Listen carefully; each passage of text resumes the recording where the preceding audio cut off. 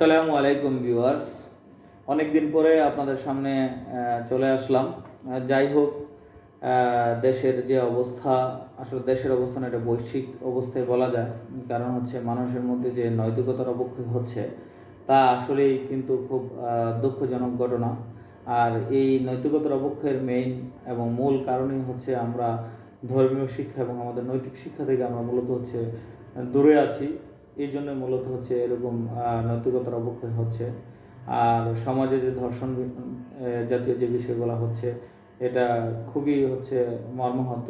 তো দ্রুত আইন পাশ করে তাদেরকে বিচারের আওতায় এনে আনা দরকার আর কি। যাই হোক, আর আমি সকলকেই বলবো যে এরকম অপরাধ কেউ যাতে না করেন, এবং বিশেষ করে আমাদের এই সমাজ নষ্ট হওয়ার পিছনে কিন্তু আমাদের এই যে চলাফেরাকেও কিন্তু অনেকটা দায়ী। কারণ আমরা নিজেদেরকে সংযমতার সহিত আমরা চলাফেরা করতে পারতেছি না। আমরা নিজেদেরকে সংযম রাখবো, অবশ্যই সংযম রাখবো। শুধু এটা পুরুষ নয়, নারীরাও না, নিজেদেরকে সংযম রাখা উচিত। তো সকলে এর পক্ষ থেকে আসলে সংযম হওয়া উচিত। আমরা রাস্তাঘাটে যেভাবে চলাফেরা করি এগুলো আমাদের সংযম হওয়া উচিত অনেকটা। কারণ হচ্ছে এ থেকেই কিন্তু মূলত হচ্ছে এই যে সমাজের যে খারাপ কাজগুলো, মূলত ঘটনাগুলো ঘটতেছে, এগুলো কিন্তু একটা কারণ। যাই হোক, নৈতিকতার অবক্ষয় যেভাবে ঘটতেছে আমরা নৈতিক শিক্ষার মাধ্যমে আমরা এটা সমাধান করতে পারি।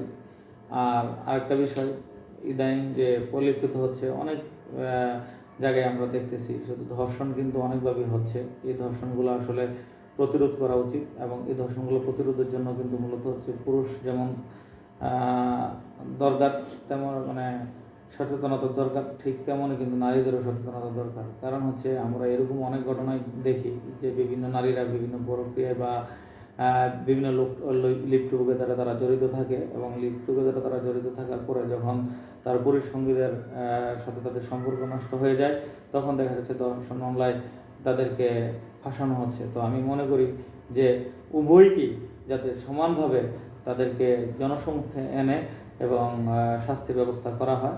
কারণ হচ্ছে যে যারা এই সম্পর্কগুলোতে জড়িত আছে তারা দুইজনেই দোষী, কিন্তু পরবর্তীতে দেখা যায় যে আসলে একজনের সাথে একজনের সম্পর্ক নষ্ট হওয়ার পরে আরেকজনকে ফাঁসি দেওয়া হচ্ছে। তাই আমরা মনে করি যে এসব সম্পর্ক থেকে আমরা সকলে এগুলা থেকে দূরে থাকব, এবং যারা এগুলা করবে এগুলো থেকে আমরা তাদেরকে প্রতিরোধ করব, এবং আমরা সকলে আমরা নিজেরাও নৈতিক শিক্ষা গ্রহণ করব, এবং আমরা আমাদের সন্তানদেরকে নৈতিক শিক্ষা দিব, এবং আমরা সকলেই আমরা এই খারাপ কাজ থেকে বিরত থাকব, এবং এই খারাপ কাজের বিচার যাতে দ্রুত সম্পন্ন হয় এই আশা ব্যক্ত করেই মূলত হচ্ছে আমি আমার এই ছোট লেকচার আমি শেষ করতেছি। তো সকলে ভালো থাকবেন।